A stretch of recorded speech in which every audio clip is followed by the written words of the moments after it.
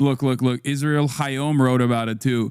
The Hasbara operations are out of control. It's so funny. ADL like post this, and then every single like pro-Israel newspaper and like including Israeli newspapers will immediately fucking write about this shit.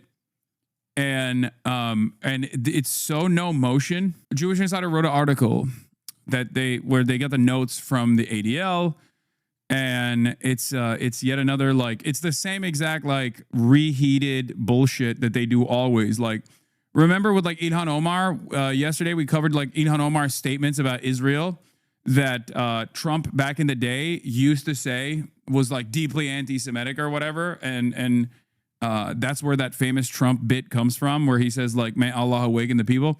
So it's always the same shit. Okay, it's always the same shit. You just like add a million different things that are like completely clipped out of context to try to like present this person in the most negative way possible. And it's funny because like it doesn't work, and it's worked less and less as Israel's cruelty has become more obvious, right? And Edward Isaac Dover is one of these like reporters that was always like an anti-Bernie, anti-left reporter. He has done a lot of like anti-Bernie articles in like 2016 and stuff like that. So what's interesting about it is twofold. Number one, these guys think that the New Yorker Festival is like the peak of legitimacy, when in fact like going on, I don't know, the Andrew Schultz podcast or going on Theo Vaughn probably does infinitely more for the average person, like for the average content creator, in terms of like reaching a broader audience in a positive way than going on a million of these like type of festivals. But for these guys, they think this is like the incredibly important New Yorker magazine festival. Now, of course, it's more beneficial for the New Yorker that I attend this than vice versa. And I'm doing it with Sagar, for the record. He's going to be like hosting it with me, I guess, or he's going to be hosting it alongside myself. And and they're obviously like selling tickets for it. I'm going to be doing it. But I think it's funny that like these guys think this is a major blow. Like, do you think the festival will disinvite you, or does this have no motion? I think it has no motion. It only has as much motion as like the New Yorker would give it, right? Like me covering this stuff probably gives it more legitimacy than anything else. I still do it though, because I think it's good to show how stupid it is, right? It's good to show how stupid it is. It's good to show how coordinated it is. And I guess perhaps more significantly, it's good to show that like this is how out of touch the average like senior reporter at CNN is. Like this guy's supposed to be tapped in, right? This guy's supposed to be at least somewhat knowledgeable about like the political influencer side of things, right? And it's so obvious that he is just like horny for deplatforming. He's horny to disparage.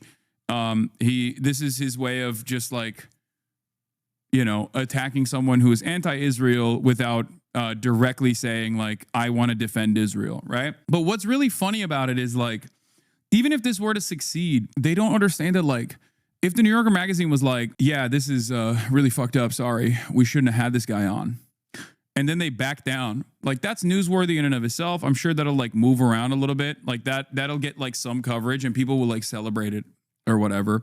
They'll feel like they got a scalp, but it's utterly devoid of any sincere emotion, if that makes any sense, right? Like what I mean by this is it's like mainstream media no longer has that grip over the average person.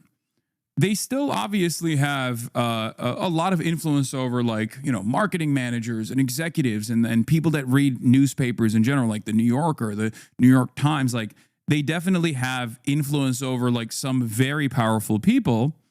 But having said that, as far as like the broad subsects of American society, They got nothing. Like, this is not like me saying yes to the New Yorker Magazine Festival is better for the New Yorker Magazine than me saying yes to the New Yorker Magazine Festival and then them turning around and saying, "Oh, you can't do this anymore. We got to pull you out." Do you see what I mean? Like, it just doesn't. It's not. I'm doing this, and I like to call it a terrorism insurance for sure. But like, I'm doing this as a good thing for the New Yorker Festival, the New Yorker Magazine. Like, I'm not like they're selling tickets to my fans. You see what I mean? Like, I'm giving up my time to do this. Me not attending this is not going to like destroy my life. But having said that, it is funny that these guys think like this is the most esteemed thing that this person has been invited to. Me, this esteemed, legitimizing force of the New Yorker Magazine Festival. How dare they invite such a dangerous anti-Israel guy? And they don't understand. Like, the people that write these sorts of articles don't understand that, like, this is not going to change. This is not going to change anything. The cat's out of the fucking bag. Toothpaste out of the tube. It's over. Like, you can try to actively deplatform every single person you possibly can that has the understandable position that they are anti-Israel, that Israel's doing a genocide, because it's the truth. Even if you try to deplatform as many people as possible, like, that's still not going to change people's opinion. If anything, that actually causes more resentment against Israel. Like, there are instances where like my collaborations are unironically giving me a platform, but this is not one of them, is my point. Performative male final boss, Mr. Piker, stupid sexy Hasan. I see, this is what I don't understand. Am I a performative male feminist, or am I a misogynist? Because like, half of the people say I'm a misogynist, and then the other half are now saying I'm a performative male feminist. Very strange meta. It's the same with like people that say, some people online are like, Hasan is a Zionist, he's a liberal Zionist, he wants to prop up Israel.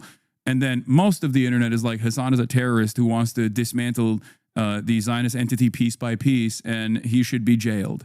So I don't really understand. I'm a bit of both. I'm all of it, depending on who's angry at me. You know, I'm everything. These motherfuckers can't make up their minds on me, and they just decide whatever floats people's boats. In any case, yeah, we did it. We talked about this article again. Shouts out to the New Yorker Festival. I'll be there on the 26th of October on Sunday, and I am going to be live. The new political arena. We're going to be having a conversation with Andrew Marantz, who wrote the article. He was the one who wrote the New Yorker Magazine article on me, like the super in-depth one.